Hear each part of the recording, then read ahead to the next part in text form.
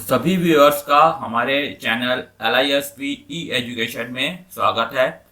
आपके सहयोग ने हमारे चैनल को कंप्यूटर एजुकेशन के टॉप चैनल्स में से एक बना दिया है। साथ ही अब हमारे चैनल्स के वीडियो इंडिया में ही नहीं बल्कि यूके में भी देखे जा रहे हैं। इसके लिए आप सभी का बहुत बहुत धन्यवाद। हमारे इस चैनल में आप कंप्यूटर के लगभग सभी फील्ड्स से रिलेटेड ट्यूटोरियल्स को देखेंगे। हमारे यहाँ रेगुलर और ऑनलाइन क्लासेस भी उपलब्ध है, जिसके लिए दिए गए नंबर पर व्हाट्सएप करें या मेल करें और इसी सहयोग के साथ चैनल को शेयर और सब्सक्राइब करते रहिए। तो आइए शुरू करते हैं आज की क्लास। आज हम एक्सेल में देखेंगे कि किसी लोन के अगेंस्ट हमें मंथली इंस्टॉलमेंट अगर कैलकुलेट करनी हो तो हम किस तरीके से कैलकुलेट करते हैं। तो देखते हैं, जैसे कि ये मेरी एक शीट है और यहाँ पे मान लेते हैं कि जो मेरा लोन अमाउंट है वो 50,000 है। इंटरेस्ट रेट मान लेते हैं कि 5% इंटरेस्ट पे हम ये लोन ले रहे हैं और मुझे इस लोन को मान लीजिए 2 साल में वापस करना है, यानी कि 24 महीने में वापस करना है। तो अब मुझे यहाँ पे निकालना है कि अगर हम 50,000 रुपए लोन लेते हैं और 5% पे हमें इंटरेस्ट पे हमारा इंटरेस्ट रेट लग रहा है और मुझे उसको 2 साल यानी कि 24 महीने में वापस करना है, तो मेरी उसकी मंथली इंस्टॉलमेंट कितनी आएगी। तो इसके लिए यहाँ पे हम एक्सेल का एक फंक्शन यूज करते हैं। हमारा होता है PMT। तो कैसे लगाएंगे, इक्वल टू और फिर हम देंगे PMT का, जिसमें पहला आर्गुमेंट होता है कि rate of interest. Rate of interest हमारा क्या है, 5% यानी कि B3 में है। तो यहाँ पे हम देंगे रेट ऑफ इंटरेस्ट और चूंकि हमारा ईयरली है इसको हम 12 से डिवाइड कर देंगे। फिर आता है कॉमा लगा के देते हैं कि कितना हमारा टाइम पीरियड है, यानी कि कितने टाइम पे हमें उसको वापस करना था। यहाँ पे मेरा टाइम पीरियड है 24 महीने यानी कि B4। यहाँ पे मैंने लिख दिया B4 और कॉमा लगा के फिर आता है कि हमें कितना अमाउंट हमें लोन लेना है, यानी कि हमें कितने पे इंस्टॉलमेंट देनी है। तो चूंकि हमें पैसा वापस देना है इसलिए हम यहाँ पे लगाते हैं माइनस, और माइनस लगा के हमारा आ जाएगा लोन अमाउंट यानी कि B2। तो B2 दिया, इसके बाद आपने ब्रैकेट बंद कर हम एंटर करेंगे तो यहाँ पे इसकी मंथली इंस्टॉलमेंट आ जाएगी कि ये हमको अगर हम 2,193 रुपये 57 पैसे हमें हर मंथ देना पड़ेगा, तो हम इतना अमाउंट जो है इतने टाइम के में इस इंटरेस्ट रेट के अकॉर्डिंग वापस कर पाएंगे, या हमारी मंथली इंस्टॉलमेंट इतने की आएगी। तो ये तो हो गई कि अगर हमारा सिंपल सी बात है कि अगर इतना मैंने लोन अमाउंट ले लिया और ये इंटरेस्ट रेट है तो हमारी मंथली इंस्टॉलमेंट कितने की आएगी। लेकिन अगर हमारे इंटरेस्ट रेट वेरी कर रहा है, वेरी का मतलब है कि वो चेंज हो रहा है कि कुछ कंपनी 5% पे दे रही है, कुछ 6 पे दे रही है, कुछ 8 पे दे रही है, कुछ 10 पे दे रही है। तो अगर हम मुझे ये देखना हो कि अगर मुझे अलग अलग वेरिएबल इंटरेस्ट रेट में इसी अमाउंट का जो मुझे लोन लेना है मुझे उसको अलग अलग टाइम पीरियड में वापस करना हो, तो हम किस तरीके से हम उसको एट ए ग्लांस अपनी स्क्रीन पर देखना चाहते हैं। तो इसलिए हम थोड़ी सी चेंज करेंगे। मान लीजिए मैं दूसरी शीट पे आ जाता हूँ और यहाँ पे फिर से मैंने यहाँ पे दे दिया लोन अमाउंट। लोन अमाउंट वही रखते हैं 50,000 ही, और इंटरेस्ट रेट भी शुरुआत का वही रखते हैं 5%। अब यहाँ पे हम अलग अलग जो वेरिएबल इंटरेस्ट रेट है वो हम टाइप कर लेते हैं।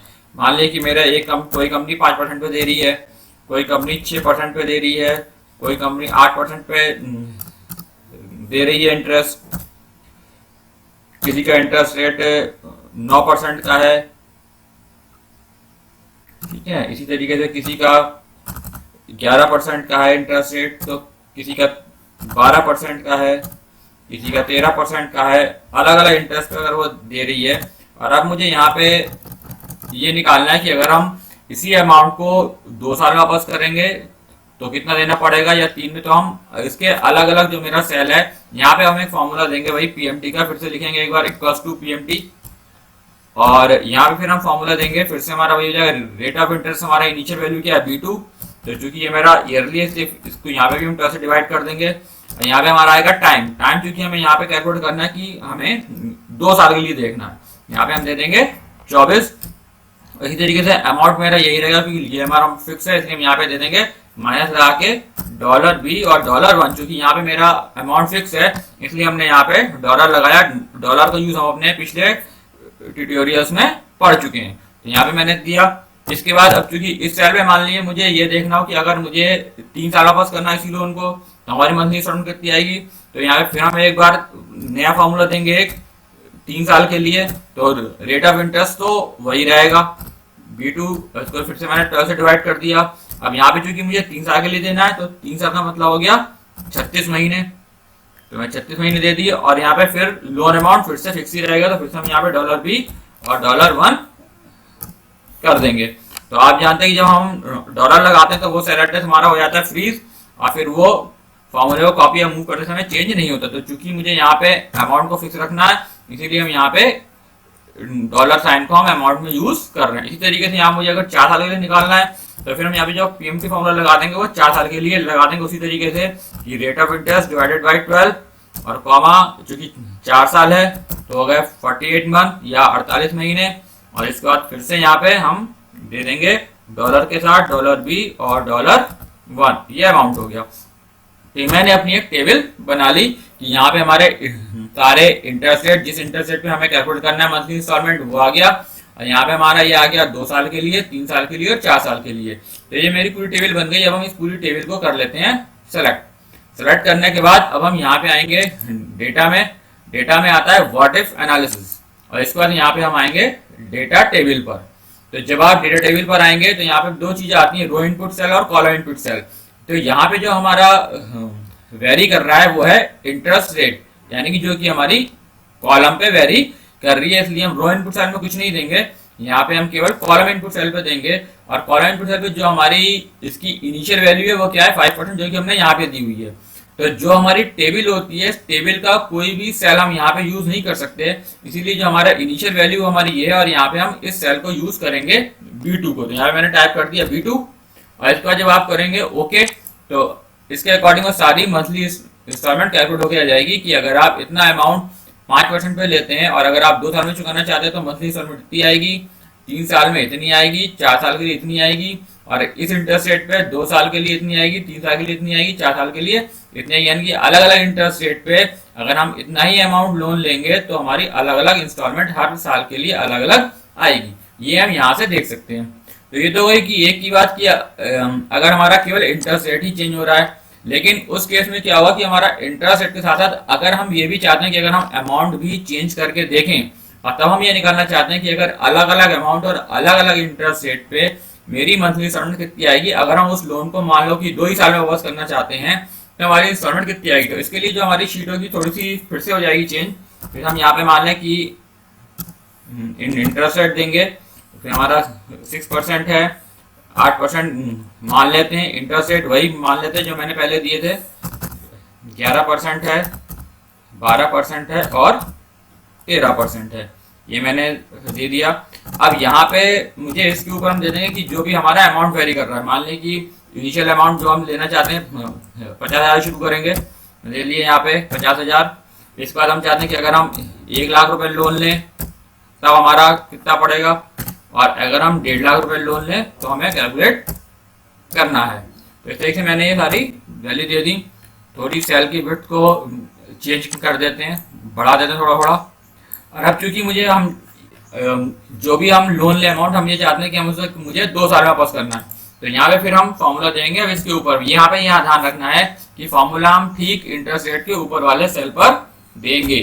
तो मैंने यहाँ पे दे दिया PMT, और फिर rate of interest initial value उसकी वही है B2 पे, तो दोबारा से मैंने उनको 12 से डिवाइड किया क्योंकि मुझे मंथली चाहिए। फिर कॉमा चूंकि मुझे 2 साल के लिए चाहिए, दे दिया मैंने, फिक्स कर दी यहाँ पे 24।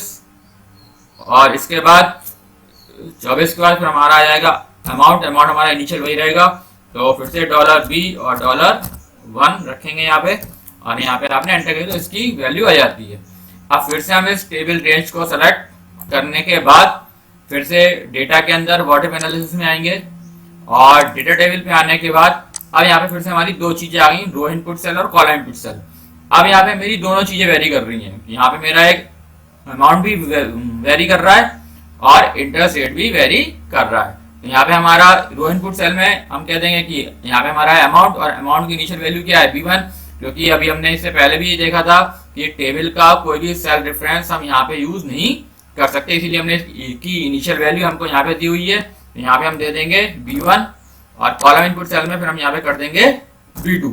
जैसे ही आप ओके करेंगे सबकी वैल्यू फिर से कैलकुलेट होके आ जाएगी। यानी कि अगर आप इतना अमाउंट लोन लेते हैं तो इस इंटरेस्ट रेट पे अगर उसको वापस करना हो तो आपको 2 साल में मंथली इंस्टॉलमेंट इतनी आएगी। अगर हम इतना साल लोन लेंगे तो इसी इंटरेस्ट रेट में मंथली इंस्टॉलमेंट इतनी आएगी, और अगर इतना लोन लेंगे तो इसकी इंस्टॉलमेंट इतनी आएगी। इसको आप अपने अकॉर्डिंग फॉर्मेट भी कर सकते हैं, जिससे कि आप इसको अलग अलग देख सकें, समझ सकें, और यहाँ से आप इसको इस तरीके से अपने अकॉर्डिंग जैसा भी चाहिए वैसा फॉर्मेट कर लीजिए। फॉर्मेटिंग हम लोग पहले भी पढ़ चुके हैं, ठीक है। तो इस तरीके से अब आप यहाँ पे देख रहे हैं कि हम अपनी एक्सेल में बहुत आसान होता है किसी भी लोन के अगेंस्ट मंथली इंस्टॉलमेंट को कैलकुलेट करना। तो इन सबको यूज करते हुए आप बहुत आसानी से किसी भी तरह के लोन की अपनी मंथली इंस्टॉलमेंट को कैलकुलेट कर सकते हैं। आशा है ये वीडियो आपको पसंद आया होगा। इसी तरह के कुछ और इंटरेस्टिंग टॉपिक के साथ हम लगातार आपके पास आते रहेंगे, और आप लोग इसी तरीके से हमारे वीडियो को देखते रहिए, शेयर करते रहिए, लाइक करते रहिए और सब्सक्राइब करते रहिए। मिलते हैं फिर एक नए टॉपिक के साथ। धन्यवाद, शुक्रिया।